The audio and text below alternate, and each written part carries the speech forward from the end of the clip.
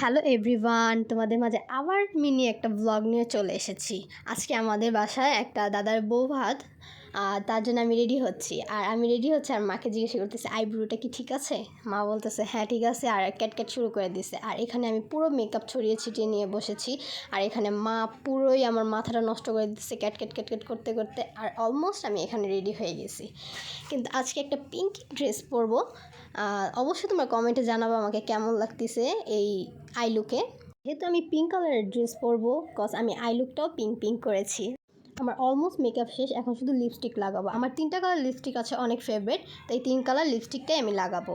So তোমরা দেখো কেমন লাগে। 3 কালার লিপস্টিক আমার অনেক ফেভারিট, এই 3 কালার লিপস্টিক আমি মিক্স করে দিব। দেখো রেজাল্টটা কত সুন্দর আসছে, আর আমার নিজের কাছে অনেক বেটার লাগতেছে।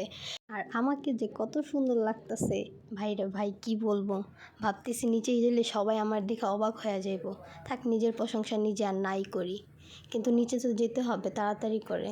আমাকে কেমন লাগতেছে তোমরা সবাই কমেন্টে জানাবা। আর এটা হচ্ছে আমার final look. Pink colour dress পরেছি, পিঙ্ক সাজছি সবাই। আর আমি আর আমার ছোটো বোন একই কোয়ালিটির ড্রেস পরেছি, দুজন কালার ভিন্ন। না, এমনিতেও আজকে আমি অনেক লেট করে ফেলছি, সবাই অতিরিক্ত রেগে গেছে, যেটা আমার ভুল হয়ে গেছিলো। তো আগে থাকতে রেডি হয়ে নিচে নামলে হয়তো ভালো হতো।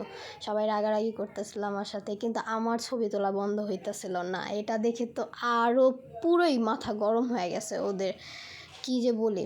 যাই হোক, অনেক কথা বলার পর ওদের সাথে অনেক কিছু বুঝিয়ে টুঝিয়ে ওদেরকে মিটিয়ে দেওয়ার পর আমরা বাইরে গিয়েছি। তো ততক্ষণে যাই দেখি সবাই খেতে বসে পড়ছে, আর এখান দিয়ে আমার সাথে সবাই ইয়ার্কি ফাইজলামি করতেছে যে আর কত সময় লাগাবি সাজতে। আমি বলি না, আমি তো বেশি সাজি না, কিন্তু না, সবাই বুঝতে পারছে যে আমি কম সাজছি, কিন্তু আমার সময়টা আমি লেট করে ফেলছি। দেন সব কিছু ঠিকঠাক করার পর একজন এক এক কথা বলতেছিল, আমার মুডটা তো পুরোই একদম হট হয়ে গেছে। যাক, সব কিছু শেষ করে একটা সেজে গুজে আসছি, এখন রাগ করলে চলবে না, এখন হাসি মুখে কিছু থাকতে হবে। আর আমি এখানে এত গরমে যে ড্রেসটা পরেছি, লিটারেলি এত চুলকানি হচ্ছে, ড্রেসটা অনেক চুলকাচ্ছে।